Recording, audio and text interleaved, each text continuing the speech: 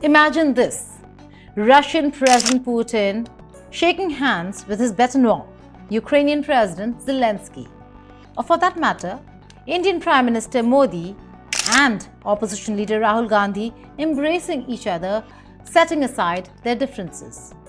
Also, imagine Elon Musk on a dinner date with Italian Premier Giorgia Meloni and US President Donald Trump playing golf with none other than Chinese President Xi Jinping. Well, given the current global and political climate, such a scenario is unlikely or that uncertain. However, with the advent of AI, it has become eerily possible, not in reality, but on digital platforms. It is charming, surreal, and omnipresent, all thanks to AI technologies like Chatgpt and Grok. Yet, beneath the gentle hues and simple idea of poking fun at others, something more sinister may be taking shape. What then occurs when this entertaining technology is employed to discredit, slander, and destroy? Where do we draw the line? Hello and welcome. I'm Geeta Mohan and you're watching Statecraft.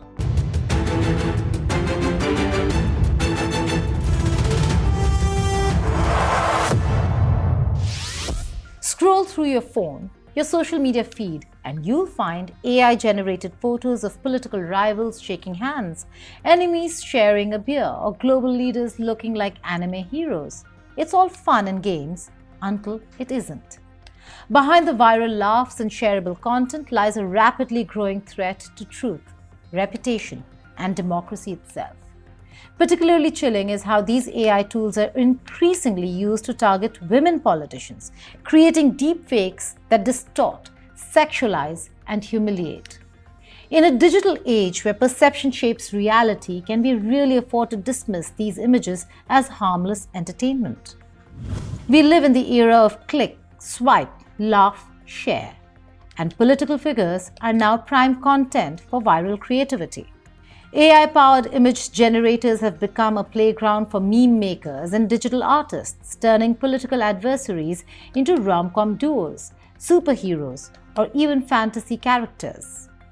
Narendra Modi and Rahul Gandhi at a tea party. Vladimir Putin and Volodymyr Zelensky exchanging Christmas gifts. Biden, Trump, and Xi Jinping as Marvel's Avengers.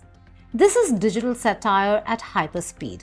It's free speech, artistic parody, and entertainment until it again isn't. Because beneath the memes, these AI-generated images are blurring the line between satire and misinformation, and many don't even realize it. While male politicians might get memified into cartoons, sportsmen, or movie characters, the digital abuse of women politicians is something far more sinister. Prime Minister Giorgia Meloni became a prominent figure in the fight against AI-generated non-consensual pornography after deepfake pornographic videos featuring her likeness went viral in the year 2020. The videos, created and distributed by a father-son duo, superimposed her face onto explicit content, racking up millions of views before being taken down. Meloni is now seeking €100,000 in damages, not for personal gain, but to encourage victims to speak out and fund support for survivors of gendered digital violence. Meloni called the deepfakes a form of violence against women and warned that if normalized, it would leave future generations vulnerable to the same abuse. Her case highlights how women in power are disproportionately targeted, their bodies and faces weaponized to humiliate and silence them. Another victim of deepfakes is Pakistani politician Azma Bukhari. In 2023, a deepfake pornographic video falsely featuring her was circulated online. It wasn't just an attack on her character. It was an attempt to ruin her career, her public image, and her life.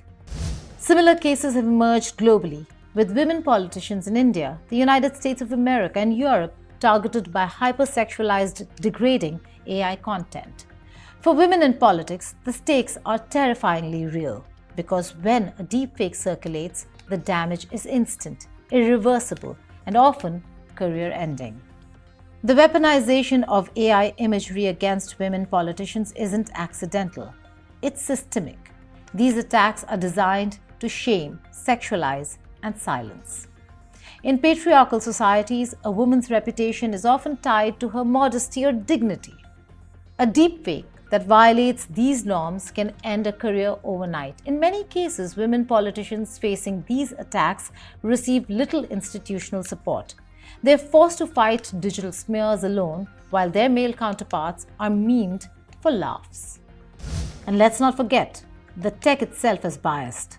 AI models, including image generators, are trained on massive data sets scraped from the internet. Data sets riddled with stereotypes, sexism, and objectification.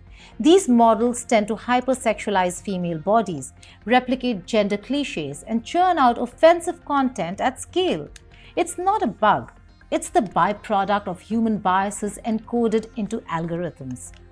Combine this with political polarization and you have the perfect recipe for targeted digital violence. It also reflects the broader global challenge. Few countries have laws addressing deepfake pornography, and platforms often fail to act swiftly. Meloni's legal action could set a precedent for stronger protections against this emerging digital misogyny.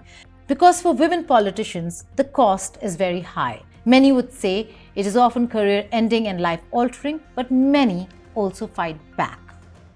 Now we have spoken about the dark side. Let's talk about the Ghibli factor. If you've scrolled through any social media in the past 48 hours, social media has become a living Ghibli movie.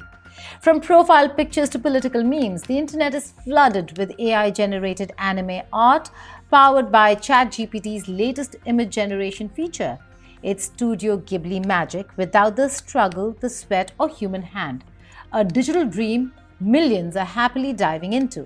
But what seems like harmless fun has opened the floodgates to a much bigger conversation. When technology can replicate the soul of one of the world's most cherished art styles in seconds, are we celebrating human creativity or sounding its death knell? OpenAI claims the feature is its most advanced image generator yet, and they're not wrong. The images aren't just beautiful, they're shockingly precise, capturing the soft glow, warm pastel backgrounds, and impossibly expressive faces that define Studio Ghibli's golden age. Even OpenAI CEO Sam Altman joined the trend, joking about being turned into a Ghibli character overnight. The internet responded the way it always does, with chaos, humor, and obsession. Thousands of users flooded timelines with AI-generated portraits, movie posters, and even entire alternate Ghibli universes featuring celebrities and fictional characters. The result? A digital avalanche of nostalgia that feels almost too perfect. But this isn't just another trend. It's a seismic moment in the conversation about creativity, ownership, and the future of art. Amid the flood of cutesy images, one chilling voice from the past has begun to resurface, that of Hayao Miyazaki himself. In a viral clip from his NHK documentary, The One Who Never Ends, Miyazaki reacts to a group of students showing him machine-generated animation. His response? Pure, visceral disgust. そんなに気持ち悪いものをやりたいなら勝手にやってればいいだけで、僕はこれを自分たちの仕事をつなげたいとは全然思いません。極めて何か生命に対する侮辱を感じます。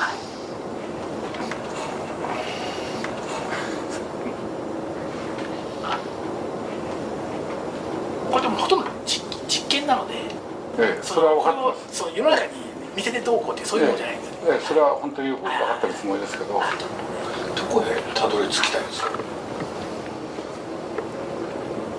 まあ人間が描くのと同じように絵を描く機械を作りたい。はい。地球の最後の日が近いって感じですね。それは人間の方が自信がなくなってくるからです。That wasn't an off-the-cuff remark. For Miyazaki, animation isn't just pixels on a screen. It's a meditation on life, pain, joy, and everything in between. And here we are in 2025, watching millions of people plaster their timelines with Ghibli-style images at the tap of a button. The irony is tragic. The very aesthetic that took decades of human effort to perfect has been mechanized.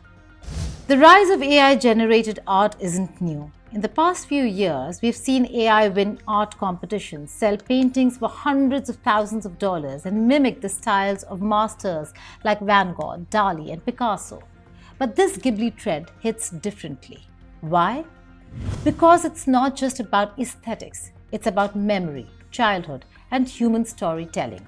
Studio Ghibli films became cultural landmarks because they were handcrafted labors of love. Every detail in Spirited Away or Princess Mononoke came after years of drawing, redrawing, and infusing human emotions into every frame. The danger here isn't just aesthetic plagiarism. It's the systemic devaluation of human creativity itself.